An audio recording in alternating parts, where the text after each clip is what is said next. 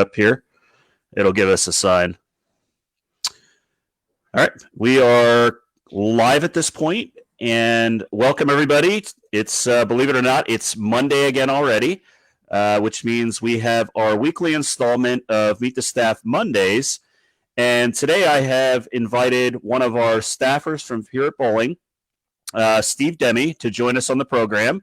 So, Steve, how are we doing today? I'm doing good. How's everyone doing? How are you doing too, Jeff? I'm doing pretty good. I'm a little warmer today. Yesterday, Steve and I, not on the same team, but we were out playing a golf tournament. It was a little cold and damp and a little misty and rainy, so it's kind of nice to be indoors today and not so frozen. I don't know about you, but by the time that round was over, my old body was reminding me that I don't need to be playing in that type of weather.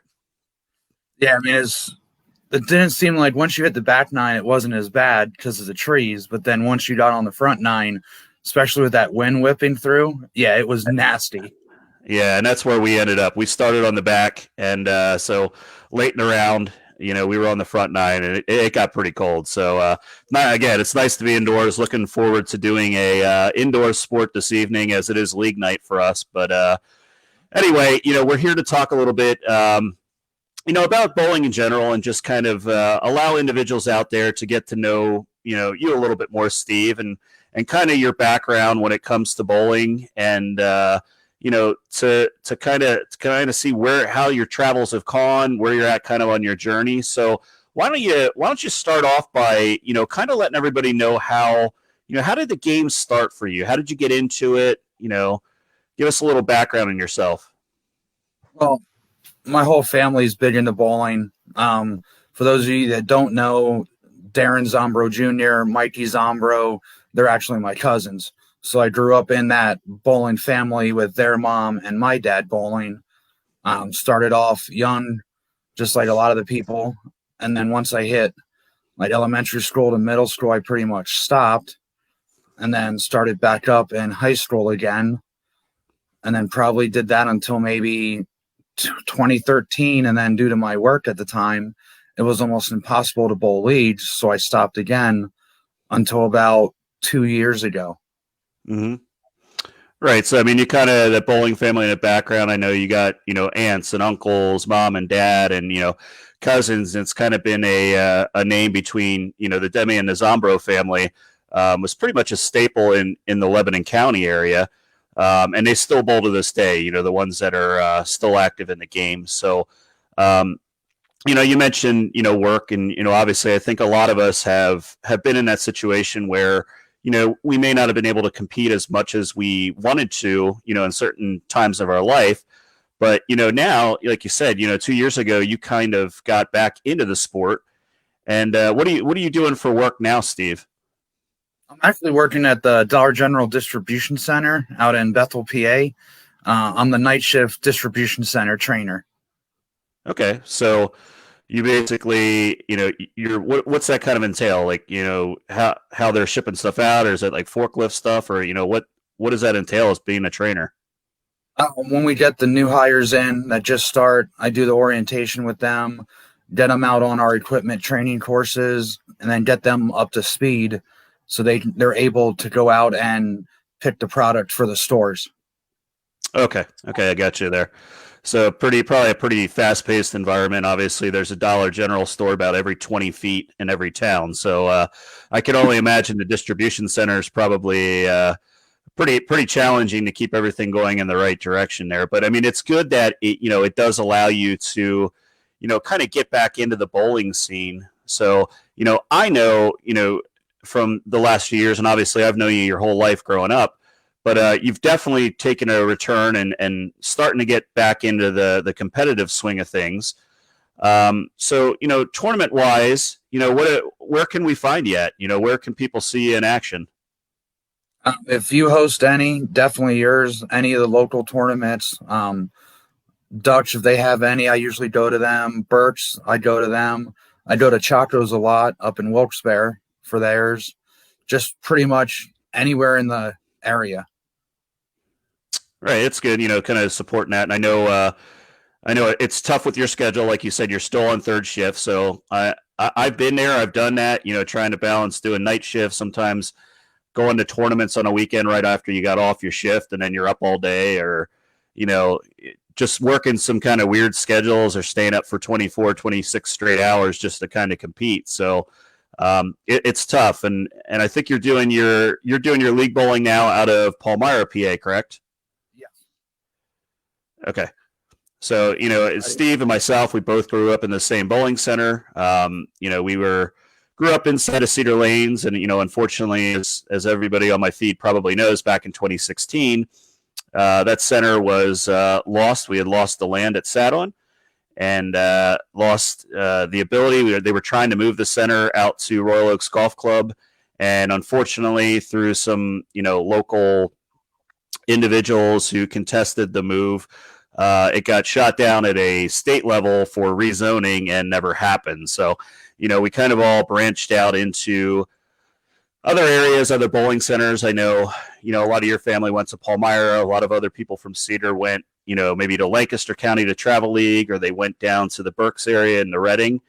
So much so has, the kind of the area shrunk that I know your league's up in Palmyra there, and the association actually are part of Lancaster Association now. So it's kind of combined between the two, which it'll be pretty interesting coming up here with the Lancaster Lebanon team tournament and singles and doubles portions. So, I know a lot of you guys from Palmyra are going to be competing in that as well. So, unfortunately, sometimes, stuff like that happens. It's out of our control. But to be honest with you too, I'm not sure that, we'd be where we are right now. And that's, sitting here on a feed, and, we're talking through Pure Bowling, and it's grown exponentially since we acquired the bowling center and the training center. So I guess everything happens for a reason, right? Yeah, exactly. All right.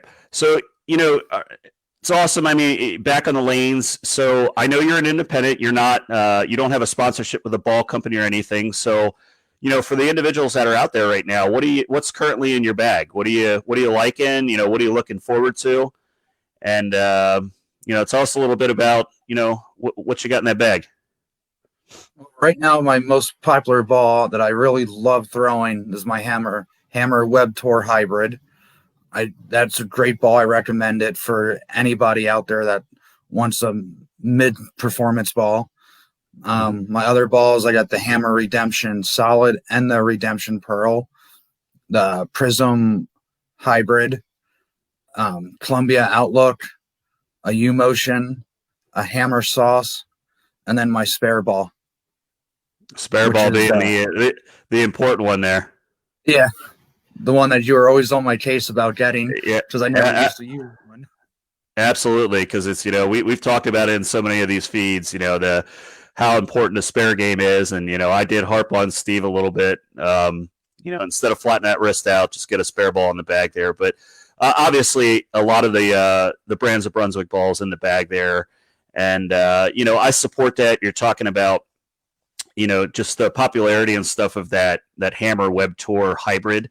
They have flown off the shelves in the center. They continue to sell well, and because it's such a versatile ball, it covers so many different styles, whether you're speed dominant, rev dominant, slower ball speed, faster ball speed.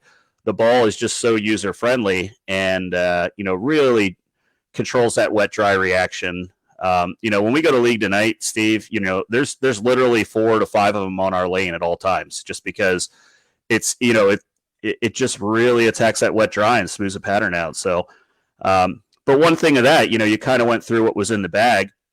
So you got the full realm. You got some big asymmetric balls and some symmetrics, low end. You got the urethane if you see something short. But one thing maybe we don't ask some of the people that come onto the program here quite enough is we talk a lot in some of the other sessions about strengths and weaknesses and coaching opportunities and stuff. So if I was to ask you, Steve, for individuals out there, what would you say is the biggest portion of your game that maybe you need to work on? Probably my whole release points. and stuff. I know you were working with me the other week when I would start to try to force the ball back and I would start spraying it and everything. And lately I've been doing what you were helping me with, but a tendency at Chaco's the other week when we were up there, I went Mm-hmm. back to that old realm of forcing back and kind of took me out of potentially cashing.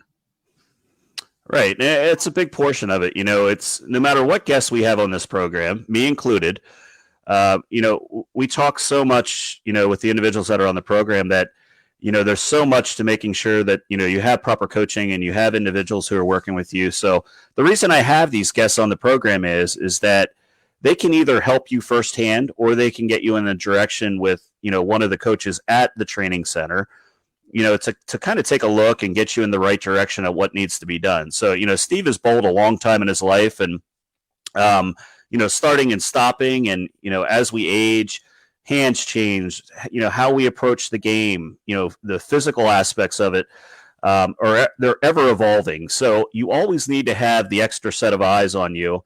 And what Steve was describing there was he had basically gotten to the point where his arm swing was non-existent. And he wasn't letting gravity do the job. So it was very forced. It was very, what I'll call lazy, if you will, and it was very redirected on the bottom of the swing instead of letting the ball weight fall and take the pendulum of the swing to where it needed to go. So, the one good thing is that, when you're working with another individual, we were able to identify it pretty quickly and then start getting the wheels in motion for a change. So I know right after we did that session, I think you went up and bowled, what was it, Steve? 299 at a big 7 or something. So it was, pretty immediate that you saw some changes after that. Yeah, after we left, I bowled out at Palmyra and I ended up shooting like 279 or 278, 240 something, and then like another 220 game, I think it was, to shoot a 750 series. Yeah, pretty awesome to see, the immediate. And it doesn't always work that way, but again, sometimes it's the smallest things. So when you're on here and you're listening to our sessions here and you're meeting these individuals who I have on, don't be afraid to walk up to any of them and ask questions, right? Because, they're going to give you the best feedback that they can. They'll put their eyes on you for a little bit. And if they have any questions, they know exactly how to direct you in the right manner to get in touch with us as well. So, Steve, some of the questions that we'll fire across here, this is probably a dual one for you and I, but, Paul is asking, what practice are you doing to correct that swing? So, and I'll let you describe it in your words, Steve. You can kind of describe, what you were doing and what we are working on now. Normally, when I would start to bring the ball back, as I would start to walk, I would just take it with my whole arm and force it back. Now that Jeff had me on letting gravity take it, every time I bowl or practice, I just try to, when I do it, just let my hand drop, not use my whole arm as force.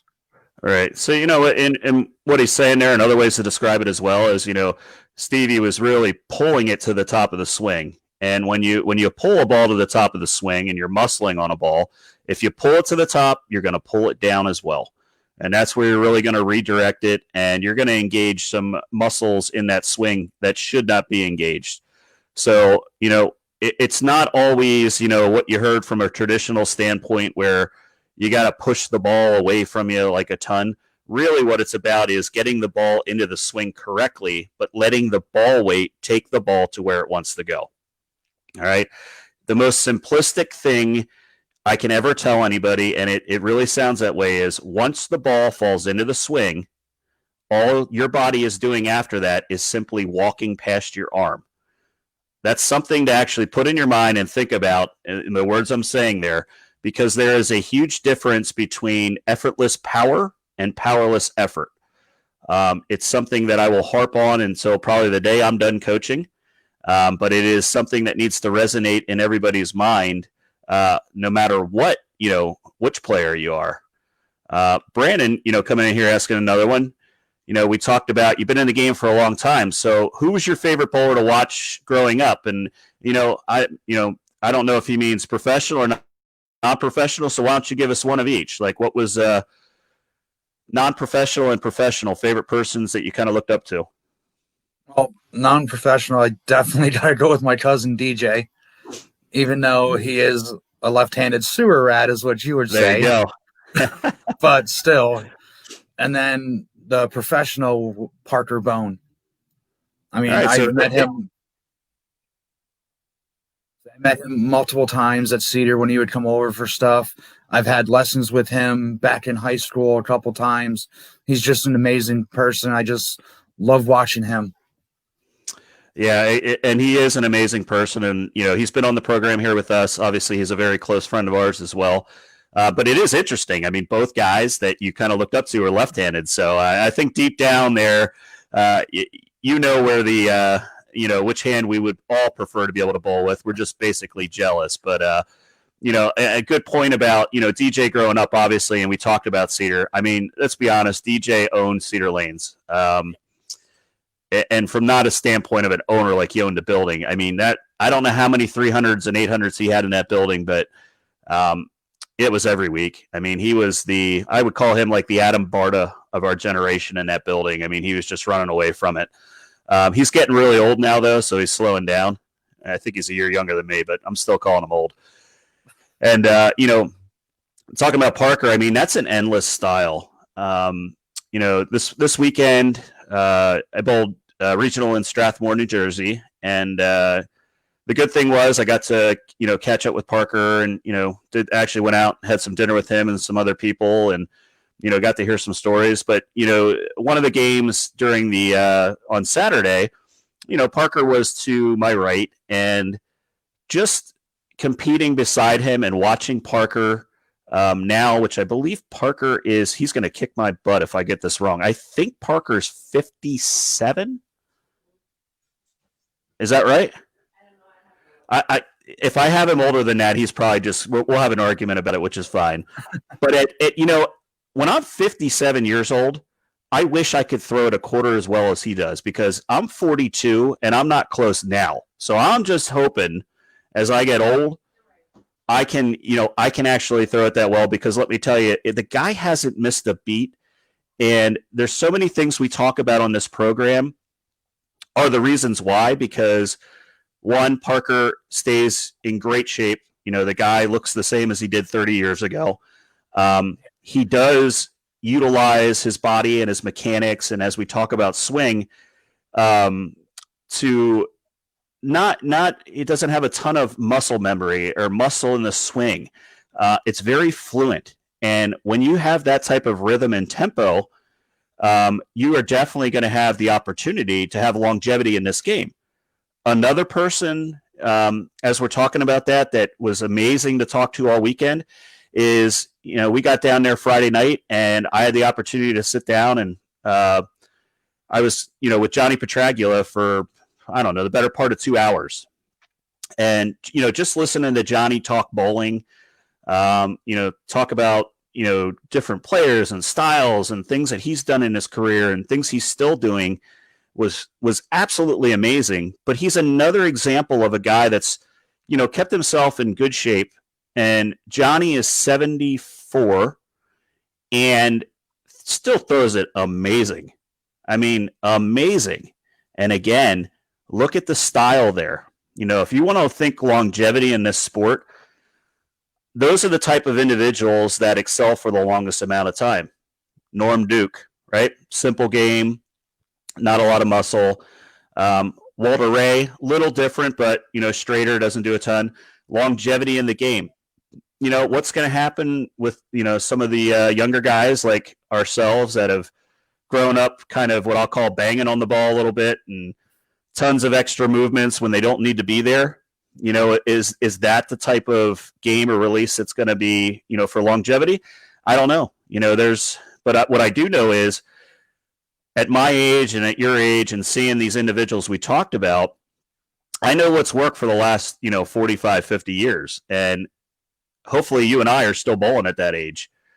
I'm probably going to be in a walker by like 4 or 5 years from now from all the surgeries, but I'm darn well going to try to get myself to that point where I'm healthy enough to still be competing like those guys are. I don't see why we wouldn't be.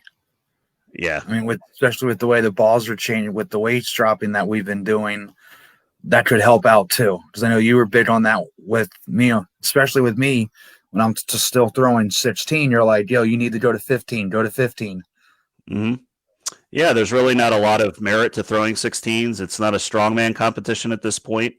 So, and it does change your timing and your tempo and stuff. But as we get older, flexibility changes as well in the hands. We want to have repeatability and a little more, manipulation over the ball when needed. But, Jordan asked another question. We talked a little bit about what's in the bag. So, any new releases that you've seen that you got your eyes on? Kind of want to know about those hammers that are coming out from your post and you're gonna have to be patient. You guys got to figure it out, and you got to be patient. You'll definitely be seeing some information on those, but 11/19. There'll be some other ones available for the public to get their hands on, and guarantee they're going to be pretty good. So I have some right behind me on the ground that I can't show you pictures of, but I have them. So I haven't thrown them yet. I will be honest about that. But I will get some of them going down the lane soon. Maybe give you guys a couple teasers in black and white or something so you can't see, what balls they really are. But I'm pretty excited for them as well, too. So you'll have to just keep trying to figure it out based on the hints. And you do enough digging, you can find what they are. All right, we'll leave it at that. All right. All right. Yeah, locally, Dom just put one in there, and I agree with them wholeheartedly. It's not just at the pro level either, but if you look at, Dom said Neil Vitale, locally, another classic style, throwing it well lately in the career, and, again, just another lefty. And what he means by that is, classic style, kind of up the lane, and, not a lot of moving parts, simplistic. One we grew up with, Steve, if you remember how late he went into his career locally, Bud Stout. Right? Okay. Look how long Bud was, I don't know if Bud is bowling anymore. Bud is, if he is, he's in his late 80s at this point. But, Bud is not only just a local, he's a USBC Hall of Famer. And again, that style was just classic, right? It doesn't mean it can't win anymore. Right now, the game is kind of being dominated a little bit by rev rate and, some other styles. But at the end of the day, I think it'll come full circle. There'll be some time to shine for the shot makers out there, hopefully. And, I'm looking forward to whatever they throw at us here. So, again, for anybody listening out there, as we talk through this stuff, if you're a straighter player, I know one that's pretty darn good. That's a straight player and cashes pretty much every week. And she gets mentioned on this program quite a bit, but, Carrie's good. She makes spares. You want to win tournaments. You want to cash each week. Make spares, and stay within yourself. That's some of the best advice any of us that are on this program can give you is to be the best version of yourself. So, and I'll put this up here because this guy, I don't know if he's bowling anymore, but there's Winston. That's an old high school teammate there, otherwise known as Milton Bean. But I know Winston was bowling for a little bit. I'm not sure if he kept after it here. I know he was bowling down at Berks a little bit with Missy, but I'm not sure if he's still bowling league this year or not. Obviously, with a new house and the kiddos and stuff there, he's got his hands full. But hopefully, Winston, you're keeping after it. If not, we'll get you back into the game somehow. But Stevie, outside of bowling, tell us something else about yourself. Maybe other hobbies, something maybe that, I didn't ask you or something interesting. I golf a lot. Started doing that again within the last 2 years. Same thing before with work. I know you and I have been out a ton this year together playing. Yeah. Been out there a ton. Unfortunately, I wish I was a little better at it, but it's a work in progress, just like our bowling games are. It comes together a little more. We talked right at the beginning of the program, about playing a tournament yesterday, but it's humbling, and again, when we talk about effortless power and powerless effort, it goes so much between the two sports, because I can tell you in the group of guys I went out with, our buddy James Francevich, who's a bowler as well. He's a lefty out of Maryland, and he's shorter than me. He's probably about, I'm guessing James maybe 5'7" or so. not an overly big guy. And let me tell you, there is a lot of merit to having effortless power, because every little bit of that frame, that guy absolutely rips a golf ball. I mean, rips it. On my best day and hitting it as pure as I can hit it, he is still on average hitting it 60 to 70 yards past me. And it's absolutely silly. I'm like, I just want to hit one that well, just like I just want to know what it feels like. Like, I understand what it feels like to throw like a really pure bowling shot, but man, I don't think I've ever felt it with a golf club yet. But there's a lot of things that go hand in hand between the two sports for sure. Yeah, definitely. You don't have that coordination and like your whole turning your wrist in golf, you're slicing the ball really bad. Same thing with bowling. You don't turn your wrist right, you're going to throw a straight ball and it's not going to hook, or if you overdo it, it's going to take off and hook. Mm-hmm.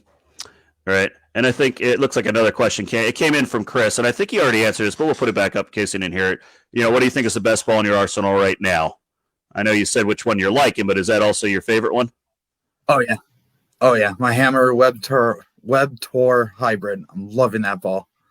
Right. Yeah. It's the second time it's coming up on the program. So if you guys are out there and you're sleeping on that ball, don't.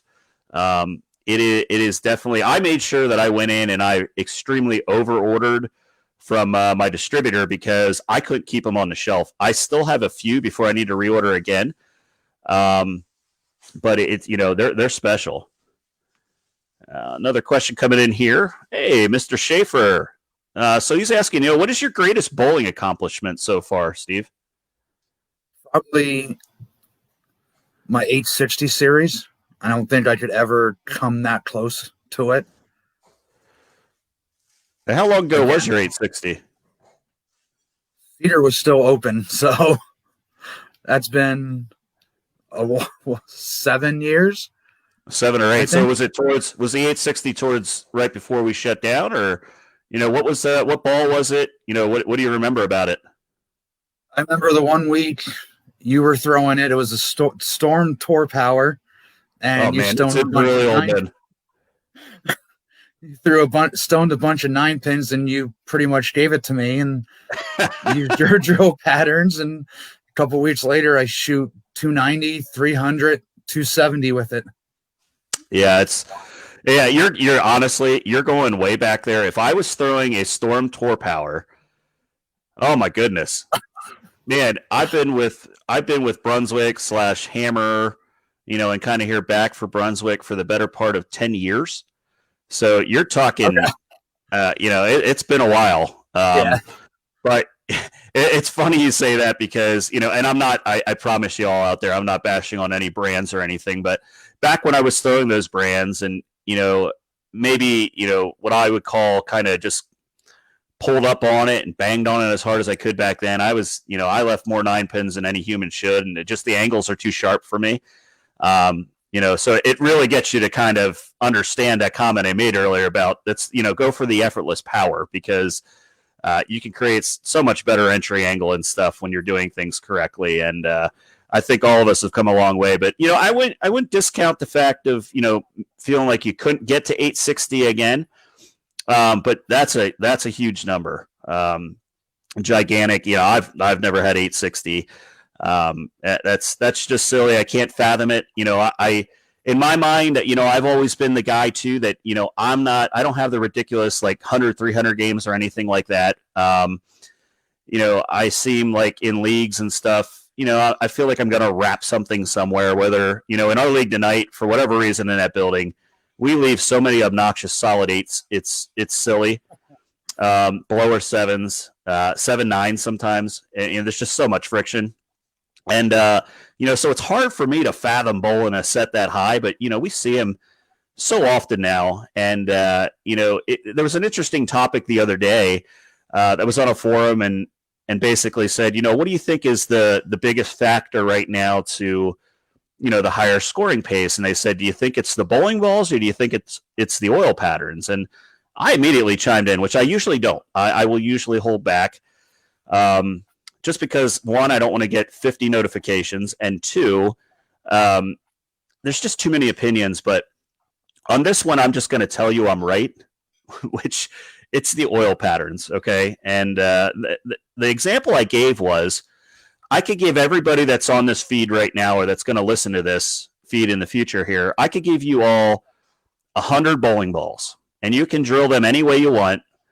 And we're going to go into a bowling center and I'm going to oil 2 lanes. I'm going to oil a lane and what I refer to as China or a league pattern or, high ratio pattern, easy.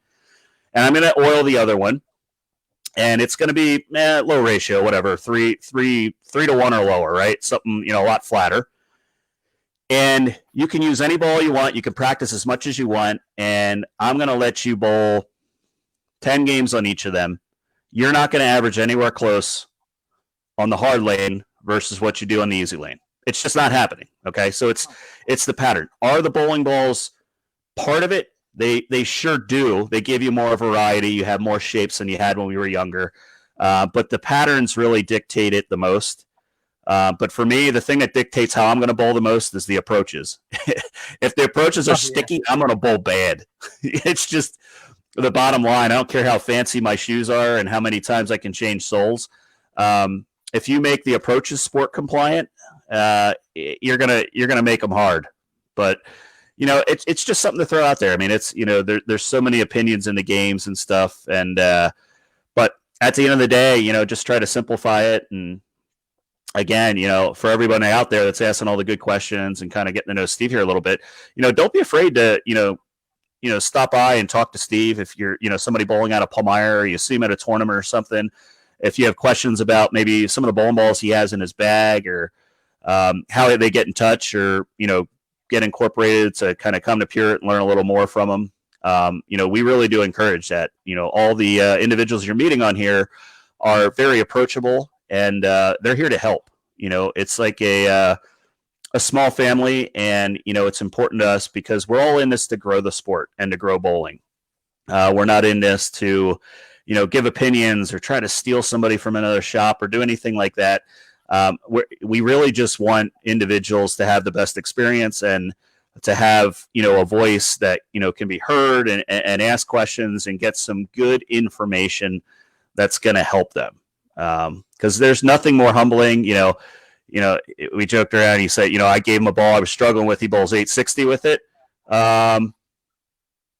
He's it worked for him, right? He's being a version of himself. Bradley, no, I don't think Steve's screen is frozen. It's just I talk so damn much. It probably makes it seem like has no facial expression. So, but he has given you a good question here. He goes, what's your favorite bowling ball of all time? Probably Columbia Rockstar. I was an older one. Loved that ball. Got it from DJ. So when I started back up, I actually threw it again and shot 300 with it again 2 years ago. Yeah, and Rockstar was the dark blue one, correct? I'm going back trying to remember this one. Yeah, that was a dark blue ball, and of course, if you got it from DJ, it was a Columbia ball because he's been a Columbia guy his whole life. Now we'll pick on him a little bit because now he's got 3 other brands he can throw there as well, and he's enjoying those. But who is DJ? I'm pretty sure you know who DJ is, Mouse. This is our little buddy Mousy from Vegas, being his normal troll self. He probably got an alert that we were live, but he knows we love him, and hopefully he's coming home for some holidays here soon. We can see him. Otherwise, we're going to be making a road trip out to the Nerd there in Vegas to spend a few days there and let me bowl in his bowling center for a while and kind of hang out. So, yeah, I'm pretty sure you know who DJ is, Kraus. But it is what it is. All right. Any other questions for Steve or myself tonight? Believe it or not, we've been on here for 35 minutes already. It goes by pretty quickly. Looks like you got some cats ready to attack you in the back there or something. Pretty sure I just saw a tail. Yeah, there's a tail. Yeah, she's just playing. Yeah. But all right. Looks like that was some of the last questions that are coming through the feed. So Steve, I want to thank you for coming on here and joining us tonight and answering a few questions and kind of giving, everybody else out there kind of a name and a face, to you being able to be approachable and help them for anything that they need. Anyway, as we always do at the end of every session, we want to make sure that you all out there go out, support bowling, local proprietors, go to tournaments, shoe up. They need you out there. They need the lineage. We want to keep our bowling centers prospering and having places for us to go in the future. So go support them. I know a lot of league bowlers don't practice a lot. Go out and do a little more this time, and support them. By all means, stop by and see us at Pure Bowling. We're here to help you. And until next time, will be tomorrow night. Tomorrow night, we're going to have Matt Farber joining the program. And we're going to spend a little different this week. It's not going to feature a specific bowling ball, but it's going to feature us talking a little bit about the mental game. And I'm going to do quite a bit of talking tomorrow as well, and let Matt kind of assess, some things that I'm personally dealing with right now with my own personal game. Just to kind of show out there that we always need those extra people to help us from the physical aspect, the mental aspect, to really get past it and, get on track to winning ways. So make sure you set those alarms. Tomorrow night's feed will be at 8 p.m. And again, Steve, thanks for joining us. I'm sure you're probably going into work tonight, so make it a good one there. And we'll talk to everybody soon. All right. Thanks, everyone. Have a good one, guys and girls. All right.